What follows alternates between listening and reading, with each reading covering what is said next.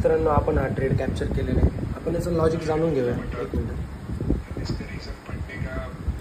मित्रांनो, आपण फिन निफ्टीमध्ये ट्रेड घेतला होता, तर तुम्हाला मी दाखवतो. एक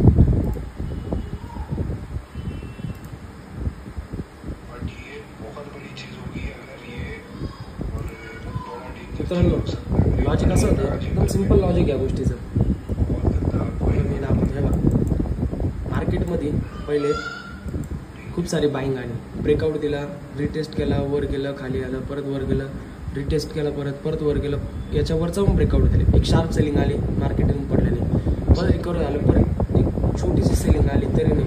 इथं सपोर्ट होता मित्रांनो. सपोर्टवर बघा, फर्स्ट टाइम मार्केटवर जाण्याचा प्रयत्न केला, सेकंड टाइम जाण्याचा प्रयत्न, थर्ड टाइम पण जाण्याचा प्रयत्न केला. एक डब्ल्यू पॉईंट बनवला, वर लिक्विडिटी घेतली याने. इथं बघू शकता, इथं लिक्विडिटी घेतली.